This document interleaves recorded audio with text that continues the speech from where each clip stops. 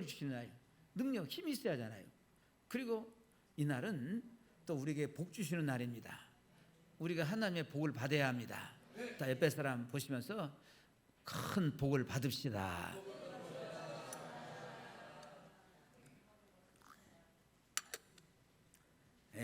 자, 오늘은 잘 하지 않는 설교인데 오늘 이 말씀 잘 듣고 큰 은혜가 되시기를 바랍니다. 마태복음 24장 32절에서 39절 말씀입니다. 자, 대독자가 봉독에 올려드리겠습니다. 무화과 나무의 비유를 배우라.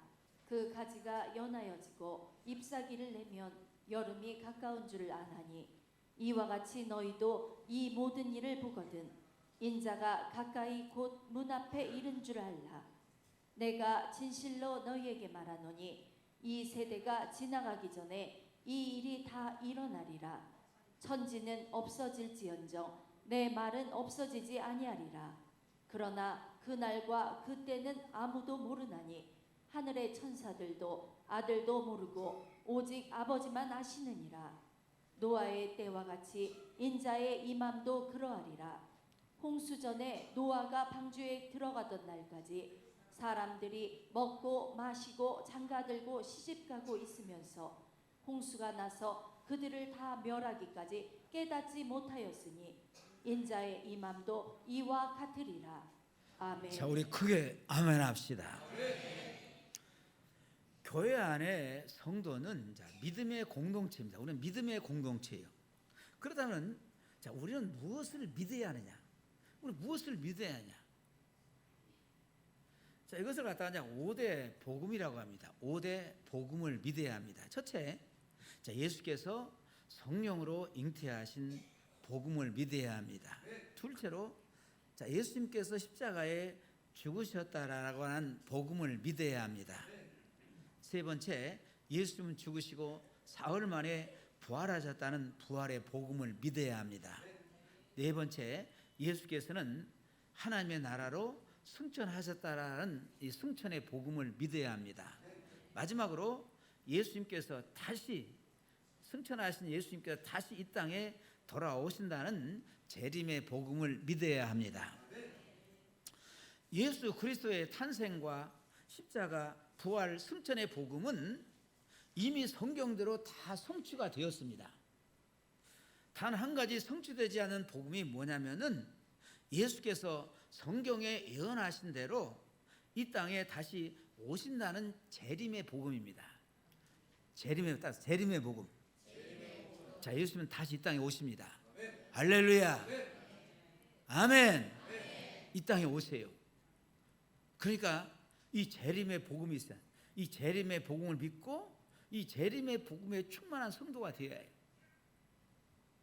성경에서 말씀하신 대로 모든 것이 이루어지는 것을 보면은 예수께서 죽은 자와 산 자를 심판하시기 위하여 다시 오신다는 재림의 복음도 반드시 이루어진다는 사실입니다. 이것을 우리가 믿어야 합니다. 지금까지 자, 예수님께서 하나님께서 하신 모든 일들을 자, 여러분이 가지고 있는 그 성경에 다 기록을 해놨는데 그 모든 기록된 말씀대로 다 성취가 되었어요. 근데 마지막 한 가지 아직 성취가 되지 않는 것이 뭔가 예수 그리스도의 재림의 복음입니다. 아멘. 자, 이것을 믿어야 합니다. 믿으십니까? 사랑하는 성도 여러분, 예수의 재림을 우리가 믿고 신앙으로 자, 고백하고 있습니까? 그렇다 믿는다면은 다시 오시겠다라고 하신 예수님은 언제 오신다는 말입니까? 언제 오시냐 그 말이에요. 이것이 우리의 궁금한 부분이죠. 독일의 유명한 루돌프 볼트만 박사는 역사와 종말론이라는 저서에서 주 500년이라고 말하는 바가 있었고, 한국의 어떤 사람도 1992년 10월 28일에 오신다고 한국교회를 발칵 뒤집어 놓았던 그 때가 있습니다. 이 말고는 그가 쓴 성경의 예언 성취라는 책에서 2000년대에 종말이 온다라고 예언했지요. 이렇게 많은 사람들이 재림의 날을 예언하였으나 아직도 맞춘 사람은 하나도 없습니다.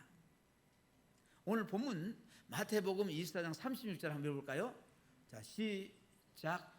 그러나 그 날과 그때는 아무도 모르나니 하늘의 천사들도 아들도 모르고 오직 아버지만 아시느니라. 자, 그날과 그때는, 자, 예수님께서 이 땅에 오신 재림의 날은, 그때는 아무도 모르나니, 아들도 예수님도 모르고 오직 뭡니까? 성부 하나님 아버지만 아신다. 그날과 그 시는 아무도 몰라요. 안다고 날짜를 정하고 시간을 정하는 사람은 다분히 이단이 가능성이 많고, 날짜와 시간을 정하여서 성도들을 미혹하는 행동이라고 볼 수 있습니다. 절대로 그런 데 넘어가지 마시기 바랍니다. 그런데 여기에서 한 가지 문제점이 생깁니다. 예수님은 성자 하나님이시죠? 전지하시고 전능하신 분이십니다. 예수께서 모른다고 하였으니, 자, 예수님은 삼위일체 하나님 중에 한 분이라는 말이 통하지 않을 수가 있습니다.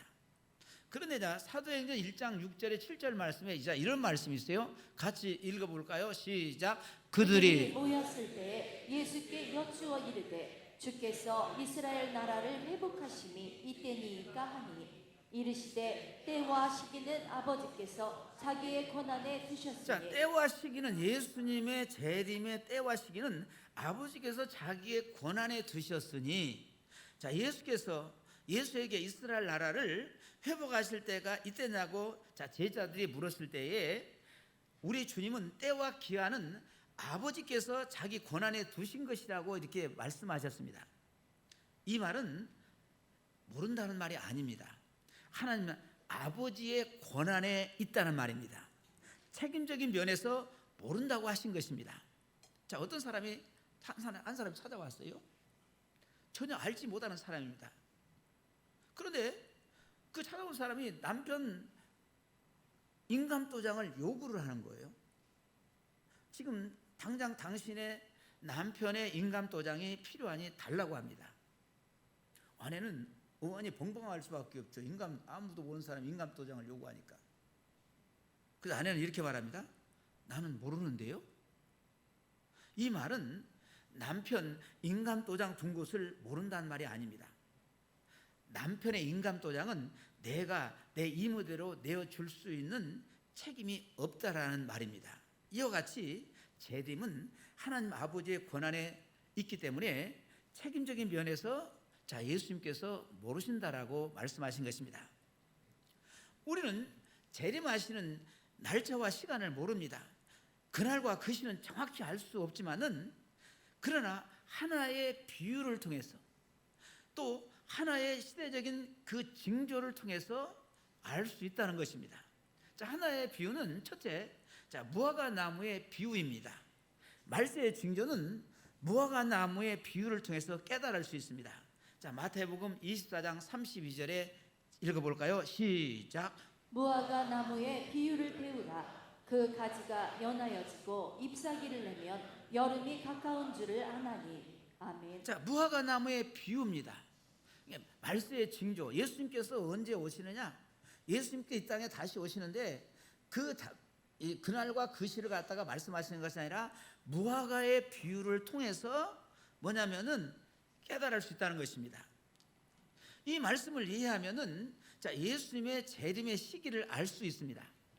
무화과 나무가, 자, 이스라엘을 상징하는 데에는 아무도 이론이 없습니다.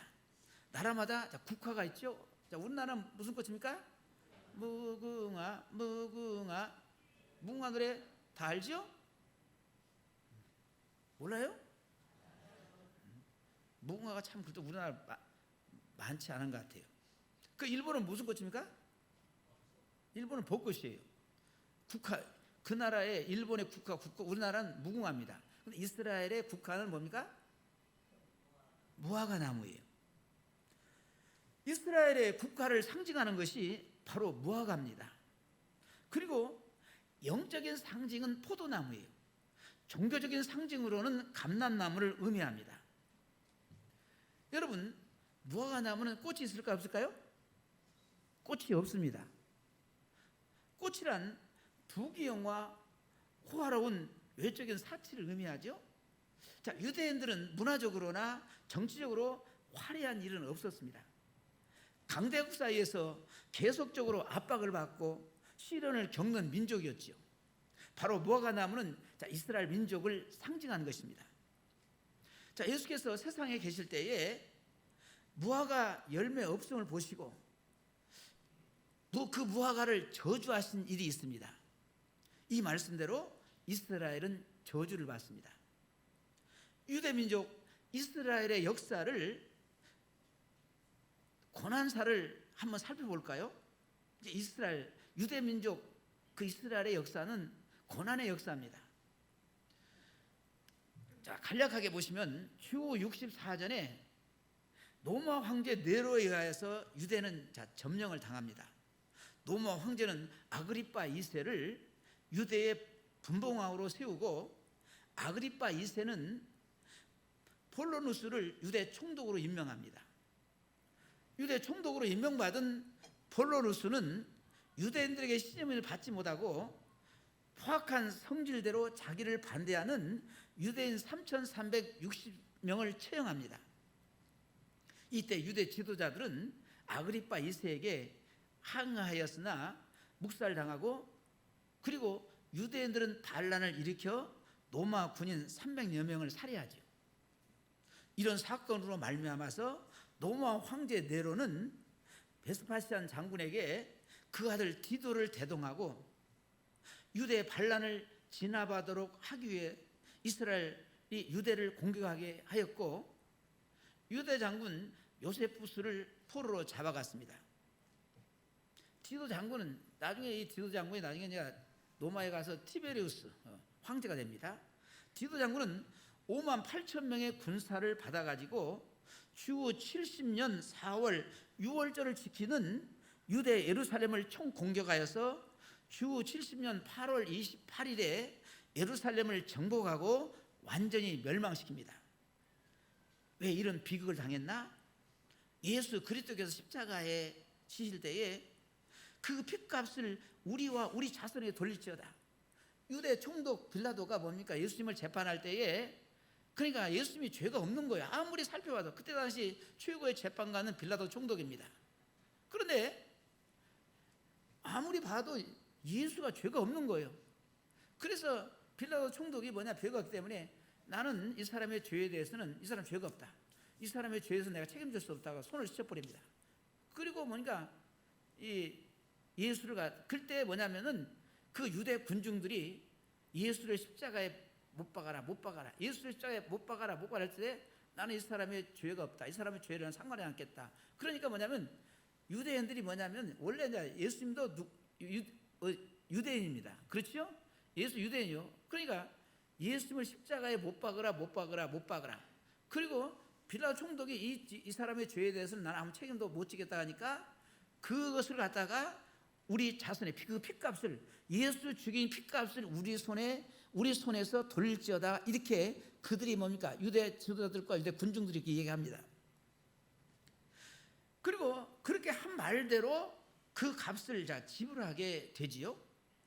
그들의 후손들은 예수께서 십자가에서 못 박혀 죽으신 그 십자가에 하루에 500명씩 처형을 당하였고, 유대인들은 2000년 동안 간 곳마다 학살과 고문과 약탈, 강간, 치사 등으로 처절한 보복을 받게 되지요. 그 핏값을 2000년 동안 지불한 것입니다. 사학자 요세푸스 기록에 의하면은 유대인은 만 6세만 되면은 왼쪽 가슴에 황색뼈를 달게 해가지고 유대인인 것을 구별하게 하였고, 어디에서나 인간 쓰레기 취급을 받게 되었습니다. 유리 방황하면서 대접받지 못하고 핍박과 환난을 당하면서 학살당하고 추방을 당하였습니다. 이런 역사의 흐름 속에서 1933년 3월에는 독일의 독재자 히틀러에 의해서 유대 민족 제거 법령에 선포되었고, 유대 지식인 35명이 공개 처형당하고, 이로 인하여서 1939년 9월 1일에 반란을 일으키는 유대인을 극비리에 학살하였고, 1941년 6월에는 유대인을 무차별 총살시켰으며 9월부터서는 가스실에 넣어서 유대인을 죽여서 해골로 가루로 만들어서 인산 비료의 원료로 사용했던 것입니다. 1942년 12월 1일 폴란드 아우슈피츠 지역 유대인 포로 수용소장이었던 아이 히만의 증언에 의하면은 최소한 250만 명의 유대인이 학살되었고 50만 명은 질병과 굶주림으로 죽었으며 1944년 여름에는 40만 명이 헝가리 수용소에서 유대인들이 학살되었습니다. 그래서 350만 명이 죽었다라고 증언했습니다. 그런데 이스라엘의 상징인 무화과나무가 완전히 죽은 것 같았는데 완전히 죽은 것이 아니라 싹이 나기 시작했습니다. 그때가 1918년입니다. 유대계 영군 공군 장교인 알레미 장군은 터키로부터서 팔레스타인을 빼앗고 12월 2일 영국의 발포 애무장관은 이스라엘 독립을 약속하는 발포와 선언을 하지요. 이때부터서 유대인들은 팔레스타인 지금의 이스라엘 땅에 살기 시작합니다. 이게 이주를 해가 살기 시작해요. 그들은 그곳에서 공동 농장을 경영하였고 키부츠 운동을 전개했지요. 세계 제2차 대전 이후에 유대인에 대한 세계 동정심으로 증대하여서 1948년 5월 14일 그렇게 갈망하던 이스라엘 나라가 첫 번째 수상인 벤구리온이 독립선언서를 낭독함으로 국가 재건이 성취된 것입니다. 이렇게 2000년 동안 유리방황했던 이스라엘이 드디어 나라를 세우고 독립했습니다. 이런 역사적 사건은 기적 중의 기적이에요. 2000년 동안 나라 없이 살았던 이 유대인들이 팔레스타인 이스라엘 땅에 와가지고 독립해서 나라를 세운다는 것은 이건 기적 중의 기적입니다. 아멘. 아멘. 왜 이런 일이 일어나냐? 하나님께서 반드시 이스라엘은 이렇게 된다라고 성경에서 말씀하셨기 때문에 그것을 그대로 하나님은 성취하신 것입니다. 자, 이스라엘 독립하고 국가가 세워짐을 통해서 곧 여름이 가까이 온 줄을 알아야 한다는 말입니다. 여름이란 헬라어로 데로스인데 곡식을 추수한다는 말입니다. 곧 하나님의 추수 기간인 재림 종말이 가까이 왔다는 것을 알리는 것입니다. 자, 본문 33절 한번 읽어볼까요? 시작. 이와 같이 너희도 이 모든 일을 보거든 인자가 가까이 곧 문 앞에 이른 줄을 알라. 아멘. 이와 같이 너희도 이 모든 일을 보거든, 그러니까 이스라엘이 독립되고 나라가 세워진 것을 보거든 그 말입니다. 아멘. 자, 유대 민족이라고 칭하는 이스라엘이 1948년 5월에 독립하였고 1949년 5월 11일에 유엔에 가입하지요. 1967년에 6월 6일 전쟁에서 승리하고 점점 영토가 넓어지고 국위가 있게 선양되었습니다. 이스라엘 주변을 둘러싸고 있는 아랍 나라 2억을 상대로 250만의 이스라엘이 6일 전쟁에서 이겼고 이스라엘은 지금 세계적으로 점점 강하여지고 있습니다. 아멘. 아멘. 네? 영적으로 여름이 가까이 오고 있다는 말입니다. 여러분, 개인적으로 죽음이 오는 것을 개인 종말이라고 하죠. 죽을 때가 임박해 오면은 몸이 마음대로 잘 따라주지 않습니다. 그렇지요? 우리 어르신들 그래요, 안 그래요? 손과 발이 힘이 없어지고, 그 다음에 앉고 설 때 상당히 힘이 들어요. 음식맛이 전과 같지 않아요? 잠을 자도 깊이 자지 못하고 삶에도 흥미가 없습니다. 무엇을 보아도 감탄이 없는 거예요. 아무리 좋은 관광지 와서 뭡니까 보아도 아유 좋네 젊은이들 이러는데 나이가 들면 별로 감탄이 없어요. 모든 것이 시들합니다. 이런 증세가 오면은 개인 종말이 가까이 왔다는 것을 알려주는 것입니다. 기분 나빠요? 이런 것을 알려주면 개인 종말이 왔다는 것을 알려주면 어떻게 하겠어요? 천국 가기 위해서 준비하겠지요. 아멘. 알려준 거 좋아요? 안 알려준 거 좋아요? 알려준 거 좋잖아요. 근데 아이도 보니까 뭐 50, 60 뭐 그런데도 앞으로 종고백년 살 줄 알고 예수도 안 믿고 교회도 안 나오고 그런 사람 어떻게 하겠어요? 우리 옆에 그런 분들 많이 있어요, 없어요?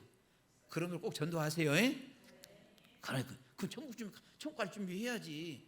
이 세상에서 영원히 살 수 없잖아요. 그래요 안 그래요? 그래요 안 그래요? 예? 그러니까 우리 지난주에 저희 어머님이 소천하셨는데 그렇잖아요. 만 93세, 한국 나이는 95세.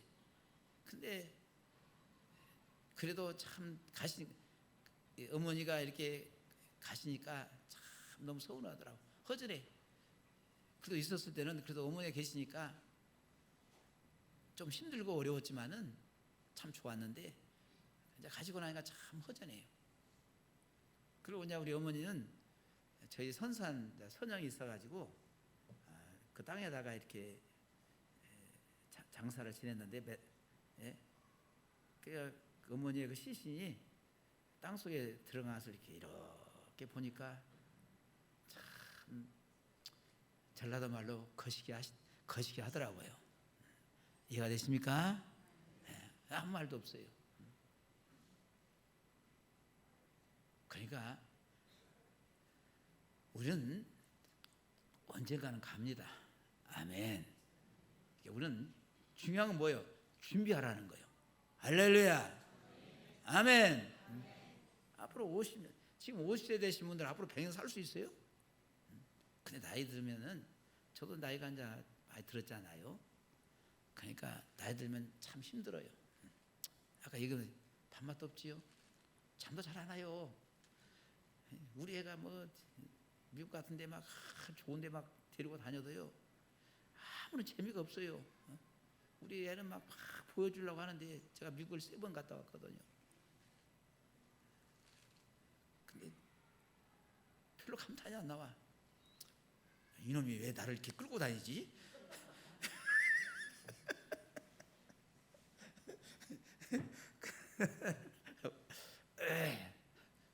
그러고 보니까 이제 개인의 종말이 가까이 왔다. 할렐루야. 그래서 저도 요새 그냥 열심히 어떻게 하는지 천국 갈 준비를 열심히 하고 있습니다. 아멘. 준비를 하라는 거예요. 오늘 여러분 나오신 분들은 잘 준비해서 우리 다 천국 갑시다. 할렐루야. 아멘. 아멘. 네. 옆에 오늘 교회 못 나오신 분들 옆에 많잖아요. 다 교회 전도하시기 바랍니다. 자, 이와 같이 역사적으로 무화과나무가 무성해진 것을 보면은 다르게 말하면 이스라엘이 무성해진 것을 보면은 여름이 가까이 온 것을 알아야 한다는 것입니다. 그러게 주님은 항상 깨어 있으라고 말씀하십니다. 그래서 우리는 이스라엘의 역사와 현존하는 이스라엘이 어떻게 돌아가는지를 잘 살펴볼 필요가 있습니다. 이쪽 조그만 나라잖아요. 지금 조그만 나라 이스라엘에. 그 사람들이 세계 모든 사람들이 거기에 관심을 기울이고 있는 거예요. 여러분은 별로 관심이 없지요. 관심을 기울이는 거 왜 그러냐면은 그러니까 종말의 시계가 저 이스라엘에 지금 맞춰져 있는 것입니다. 할렐루야. 아멘. 그래서 지금 이란의 사주를 받는 하마스, 헤즈볼라, 예멘, 후티 뉴스에 많이 나오죠. 이란과의 싸움이 어떻게 전개되는지도 잘 살펴보아야 합니다. 다 이게 연관되어 있거든요. 이스라엘이 독립하고 이스라엘이 강성해지면은 인자 되신 예수님께서 곧 재림하실 것을 시대적인 징조로 보여주시고 있는 것입니다. 아멘. 자, 또 하나의 징조는 둘째 노아의 때와 같다 했습니다. 자, 오늘 본문 37절에 이런 말씀이 있죠. 시작. 노아의 때와 같이 인자의 임함도 그러하리라. 자, 노아의 때와 같이. 여러분, 예수 믿는 최후의 목적이 무엇입니까? 구원받는 거예요. 예수께서 이 땅에 다시 오시면은 우리의 영과 육이 함께 구원을 받는 것입니다. 할렐루야. 우리 영과 육이 부활체가 되는 거예요. 주님이 오신 날 주님 만나고 영생, 복락, 상급을 받는 거예요. 이보다 더 값진 것은 없습니다.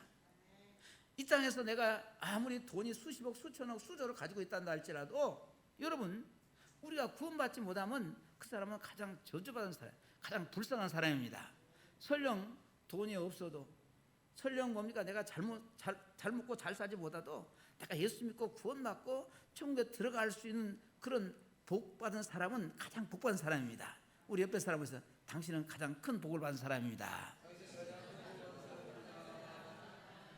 예수 믿고 자 위로받고 복 받으려고 한다면은 다른 종교도 그런 것을 말해줘요. 먹을 것 다 먹고 마실 것 마음대로 마시고 할 짓을 다 하면서 복 받는다고 말하는데 얼마나 쉽습니까? 어? 얼마나 쉬워요. 담배도 피우고 술도 마시고 그리고 우리가 마음대로 그냥 뭐 세상 육신의 쾌락을 즐기고 얼마나 쉬워요. 그런데 기독교는 달라요. 우리가 믿는 예수는 생명의 종교이고 구원을 약속하는 영적인 축복을 말해주는 것입니다. 그러므로 우리는 항상 그날을 고대하면서 기대하면서 바로 믿고 바로 살아야 합니다. 자, 바로 믿고 바로 살자. 그날이 언제입니까? 노아의 때라고 말합니다. 당시 노아의 때, 노아 시대를 알려면은 자, 구약 성경 창세기 5장에서 7장에 보시면은 그 노아의 시대의 때가 나옵니다. 창세기 6장 3절에 자, 이런 말씀이 있어요. 한번 읽어볼까요? 시작. 여호와께서 이르시되 나의 영이 영원히 사람과 함께하지 아니하리니 이는 그들이 육신이 됩니다. 그러나 그들의 날이 120년이 되리라 하시니라. 아멘. 자, 그들의 육신이 되었다. 이 말은 육신이 되었다는 것은 영적으로 타락했다는 말입니다. 그런데 문제는 하나님의 아들들이 육체가 된 것입니다. 하나님의 아들들이라 함은 셈 족속의 후손들인데 자, 우리가 아시아 이쪽 사람이 이제 셈 족속입니다. 이들은 하나님과 동행하고 성령의 인도함을 받는 경건한 삶을 사는 사람들이었습니다. 이들이 사람의 딸들의 아름다움을 보고 내면적인 경건을 본 것이 아니라 외모의 아름다움을 본 것입니다. 또 하나는 자기들이 좋아하는 대로 행동하였기 때문입니다. 자, 창세기 6장 2절 한번 볼까요? 시작. 하나님의 아들들이 사람의 딸들의 아름다움을 보고 자기들이 좋아하는 모든 여자를 아내로 삼는다. 자, 자기가 좋아하는 대로. 여러분, 우리가 영적으로 바로 살려고 한다면은 내가 좋기 때문에 하는 것이 아니라 주님께서 하나님께서 기뻐하신 대로 행해야 합니다. 여러분, 가정에서 아내를 보고 모든 것을 내 좋은 대로 하자고 하는 남편이라면은 아내를 사랑하는 거예요? 안 사랑하는 거예요? 이해가 안 돼요? 다시 설명할까요? 여러분, 가정에서 아내를 보고 모든 것을 내 남편 좋은 대로 하자고 하는 그 남편이면은 아내를 사랑한 사람이요, 아내를 사랑하지 않은 사람이요. 그 뭐라고 해요? 그 어떤 사람이 사랑하는 사람이요? 그런 거잖아요. 여보, 당신 좋은 대로 해. 이게 사랑하는 사람이요. 당신 좋은 대로 해. 뭐 말해 몰라요. 남편이 그렇게 하면은 아내한테 당신 좋은 대로 해. 아내 시작. 당신 좋은 대로 해. 시작. 이것이 아내를 사랑하는 사람이지. 자, 예수님께서도 죽을 십자가를 앞에 놓고 겟세마네 동산에 올라가셔서 아버지여 내 원대로 마옵시고 아버지의 뜻대로 하옵소서라고 기도했습니다. 자기가 원하는 대로 하자는 것, 이것이 이기주의입니다. 신앙인들의 삶의 방법은 섬김이라고 가르쳐주고 있어요. 예수께서 제자들의 발을 씻기는 것처럼 왜 섬기지 못하나요? 이기주의 때문입니다. 이기주의, 자기 중심으로 자기 좋은 대로 자기가 바라는 대로 행동하다 보니 자, 육체가 되었습니다. 이것이 영적 타락입니다. 그리고 둘째, 노아의 때는 하나님의 신이 떠났습니다. 하나님의 신이 떠났다는 말은 영적인 사람이 육체의 사람이 되었습니다. 하나님이 계시지 않는 삶이라는 말입니다. 자, 디모데후서 4장 3절 4절 한번 읽어볼까요? 시작. 때가 이르리니 사람이 바른 교훈을 받지 아니하며 귀가 가려워서 자기의 사욕을 따를 스승을 많이 두고 또 그 귀를 진리에서 돌이켜 허탄한 이야기를 따르리라. 아멘. 자, 이 시대의 사람들의 특징이 뭡니까? 이 시대 사람들의 특징? 진리는 듣지 아니하고 들어서 유익되지 않는 말만 듣고 그것이 진리인 양 외치는 시대입니다. 이것이 허탄한 이야기요 유익이 없는 말을 의미합니다.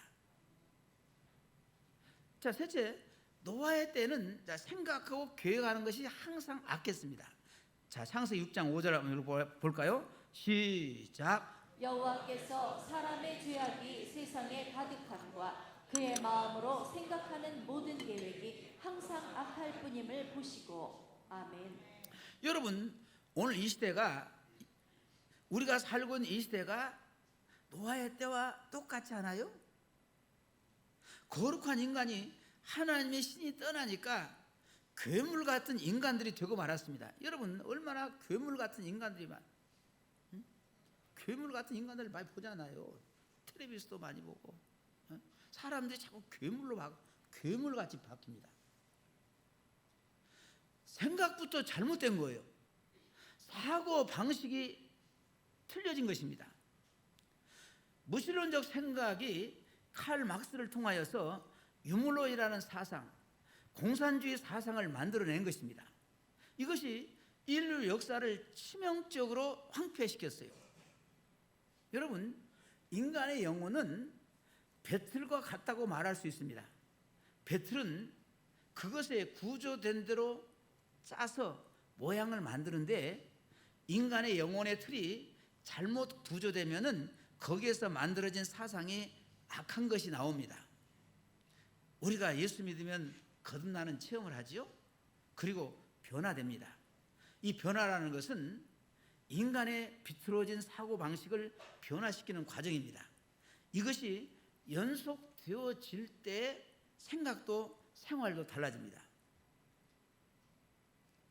그러니까 이런 노아의 때와 같이 되면은 예수님께서 오신다라고 말씀합니다. 그러니까 우리 이 시대가 뭐냐면 꼭 노아의 때와 같아요. 지금 이 시대가. 자, 노아의 때 어떤 모습으로 나타납니까?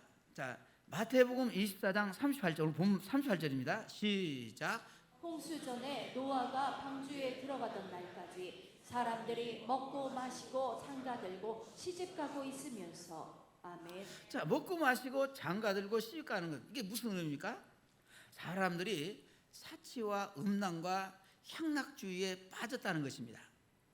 먹고 마시는 것이 무슨 잘못입니까? 먹고 마시는 것이 삶의 수단이어야지 목적이 되어서는 안 된단 말입니다. 아멘. 네? 여러분, 우리 주변에 보세요. 호텔, 모텔 같은 데 보면은요, 여러분, 오후만, 우리 주변에 호텔, 모텔 많잖아요. 오후만 가면은요, 너무 그 오후에 차들이 꽉 찼습니다. 저는 여기서 저 19층 보면 다 보여요. 자, 저 호텔도 보면요, 오후에 뭔 사람이 그거 뭐야, 차가 그렇게 확 찹니까?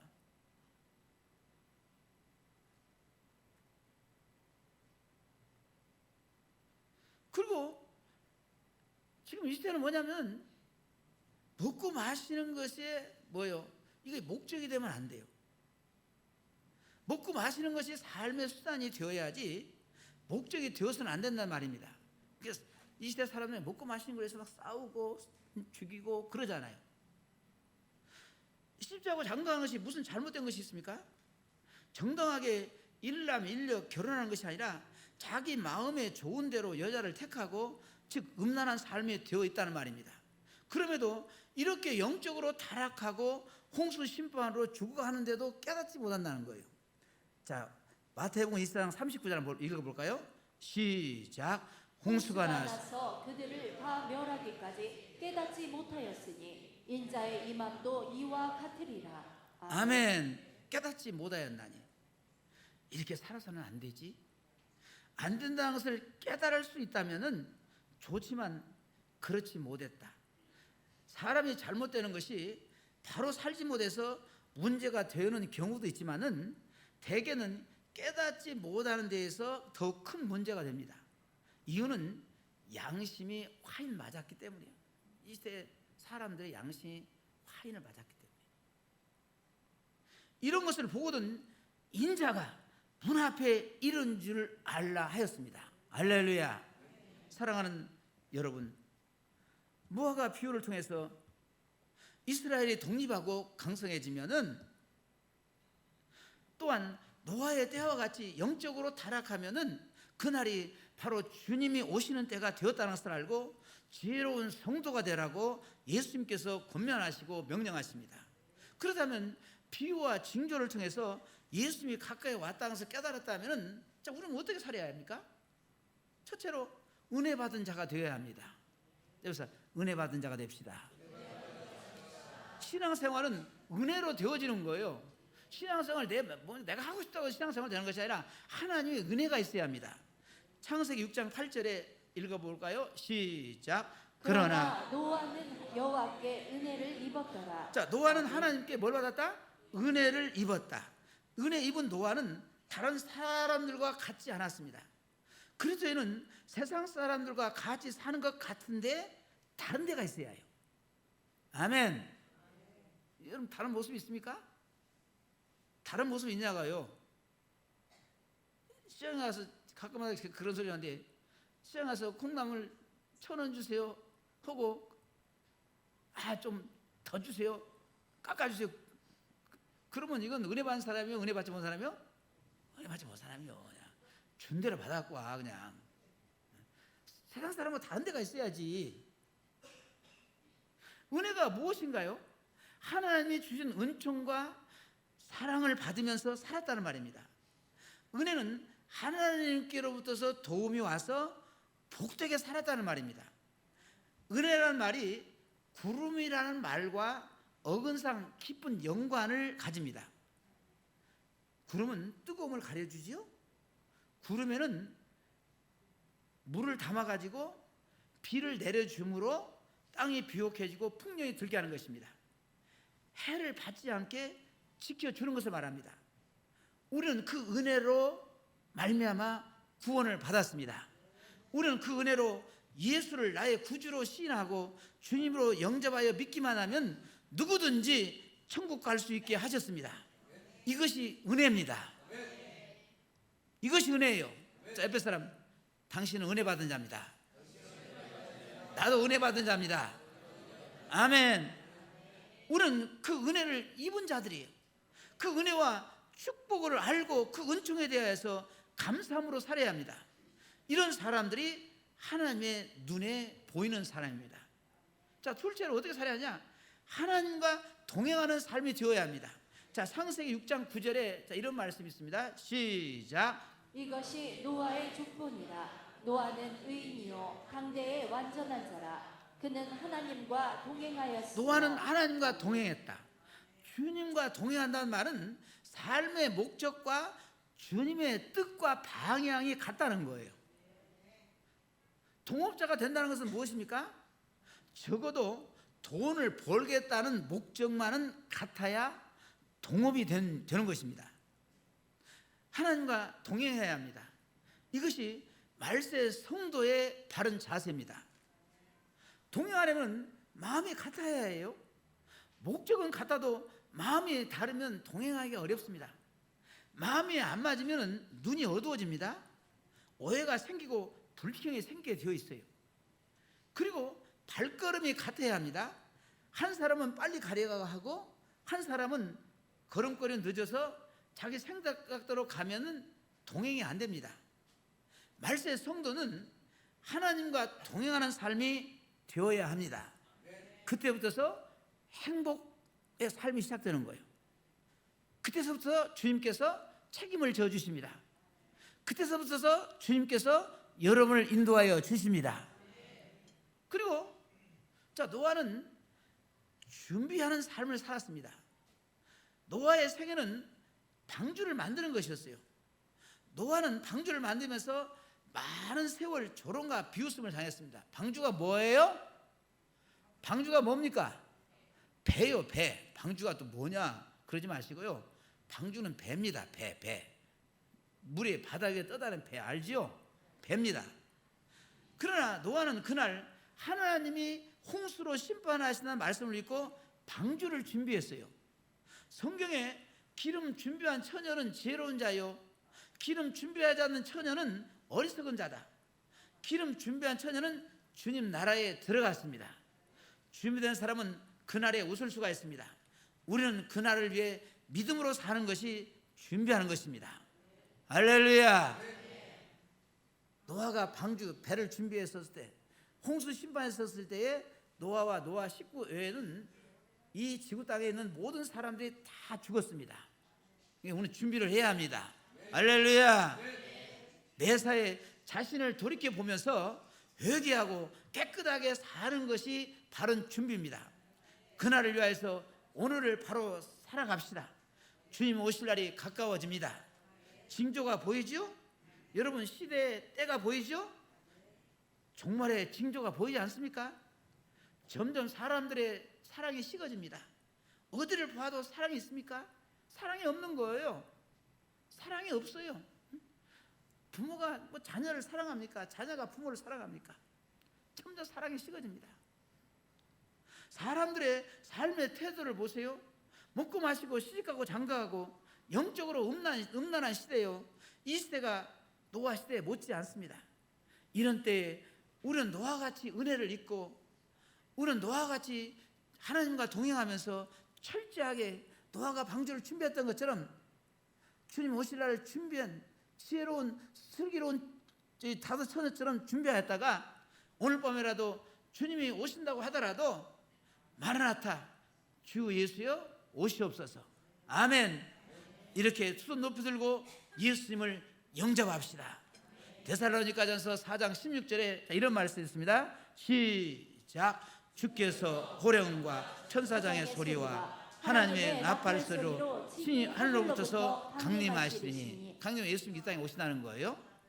예수께서 친히 재림하실 때에 공중에 들림받을 수 있는 성도, 휴거에 동참하는 복된 성도 되실 예수 이름으로 축원하고 축복합니다.